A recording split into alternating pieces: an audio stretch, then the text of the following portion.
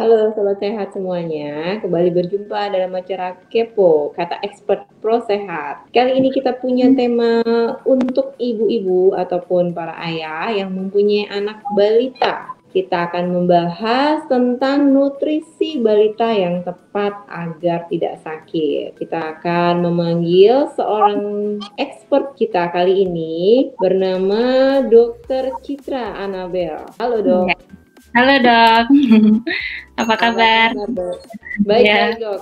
Gimana di sana dok kabarnya dok? Baik dok. Lagi di Jakarta dok? Enggak, ini lagi di Salatiga. Oh, di Salatiga. Oke, jadi kita jauh nih ya dok ya. Iya.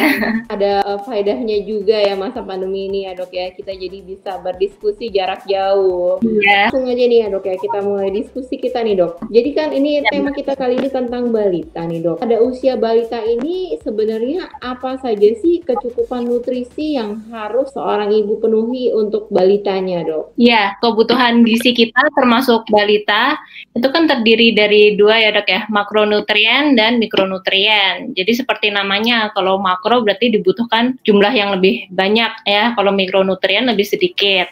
Nah, pada usia bayi 0 sampai 6 bulan memang kebutuhan nutrisi tersebut cukup dengan ASI saja. Tapi mulai 6 bulan kita udah harus kasih makanan karena ASI saja nggak cukup ya energi yang dibutuhkan. Nah, kalau dari makronutrien tadi ini terdiri dari karbohidrat, protein dan lemak ya. Jadi karbohidrat ini kita bisa dapat dari umbi-umbian, dari nasi, dari jagung, roti ya. Kalau protein kita bisa dapat dari daging, ayam, susu, telur. Sedangkan lemaknya kita bisa dapat dari ikan, minyak sayur, kacang-kacangan. Nah, yang tadi mikronutrien ini terdiri dari vitamin dan mineral. Vitamin kita banyak ya dapat dari sayuran dan buah-buahan. Dan mineral ini zat besi, zinc itu bisa kita dapat dari daging, ati ayam gitu. Nah, berapa porsi yang tepat untuk anak ya yang pertama kali mulai MPASI ya, mulai 6 bulan. Ini kan perkenalan ya, awal-awal kita kasih sedikit dulu ya. Jadi sehari 2 kali, 2 sampai 3 sendok makan. Nanti lama-lama porsi ini akan bertahap. Jadi sesuai dengan keinginan anaknya. Ya, nanti biasanya usia 9 sampai 12 bulan kita udah bisa makan setengah mangkok yang 250 ml. Ya, nanti sampai 1 sampai 2 tahun dia udah 3/4 mangkok.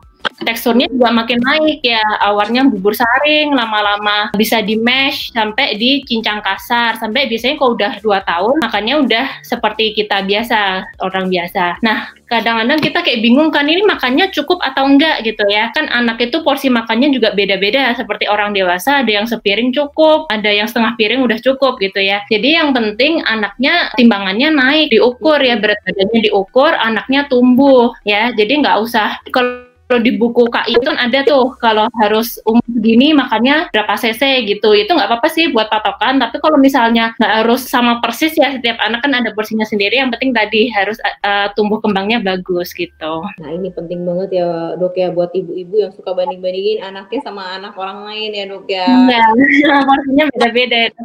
Nggak perlu khawatir ibu-ibu ya, yang penting asal berat badannya bertambah aja tadi ya dok ya. Nah itu berarti anak Anda mengalami pertumbuhan, jadi tidak perlu dikhawatirkan.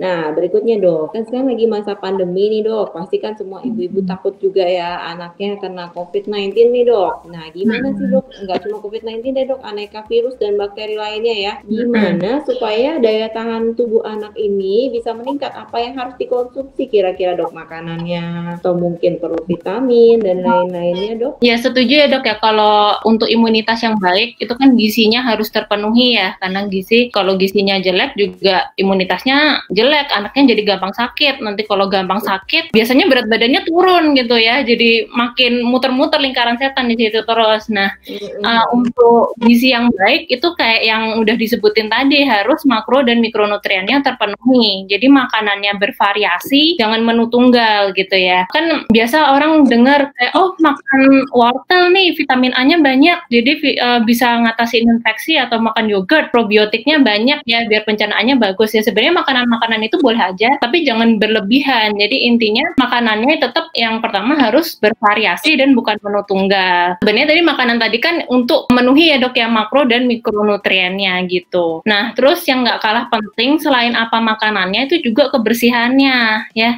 Kalau anak udah mulai makan ya, itu kan banyak tuh yang diare, apalagi di Indonesia banyak banget ya dok ya, angka diare penyebab kematian anak, termasuk salah satu penyebab kematian anak terbanyak tuh juga diare gitu. Jadi tentu harus higienis ya, selalu cuci tangan sebelum anak makan, ibunya kalau nyiapin makanan juga harus cuci tangan dulu, terus pisahin telenan untuk makanan mentah dan yang matang, simpannya di tempat bersih. Kalau udah makanan beku yang udah dipanasin, terus habis itu akhirnya nggak kemakan, ya jangan dikulkasin lagi gitu. Emang agak rempong, tapi ya biar anaknya sehat gitu ya dok. Oke, betul dok. Nah, ini tadi kan Dokter Citra sudah memberikan tips-tipsnya nih untuk makanan yang dapat meningkatkan daya tahan tubuh anak ya dok ya.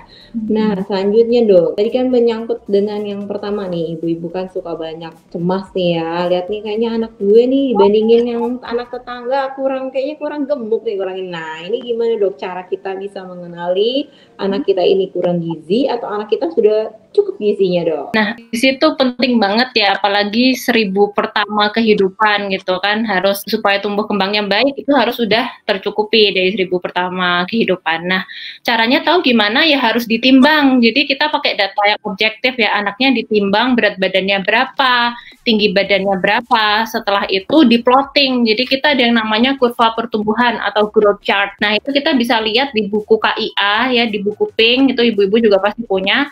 Atau kalau sekarang ini mama-mama milenial pakai aplikasi, ada yang namanya aplikasi Primaku. Jadi nanti setelah diukur berat badan, tinggi badannya, lalu diplotting sesuai enggak kurvanya, naik atau enggak sesuai pertumbuhannya.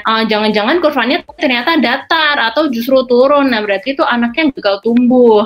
Kayak gitu. Kan kadang-kadang memang ada anak yang bapak sama ibunya kecil ya, jadi anaknya juga ada genetiknya kecil, tapi asalkan itu kurvanya tetap sesuai kurvanya ya, memang naik, ya berarti anaknya tumbuh, nggak kenapa-napa gitu. Nah, berapa sering kita harus ukur? Kalau umur 1 bulan sampai 1 tahun, ya kita ukur setiap 1 bulan ya. Kalau 3 bulan sekali itu sampai umur 3 tahun. Nanti dari 3 tahun sampai 6 tahun kita bisa ukur 6 bulan sekali. Jadi ngingetnya gampang, 11, 33, 66 gitu.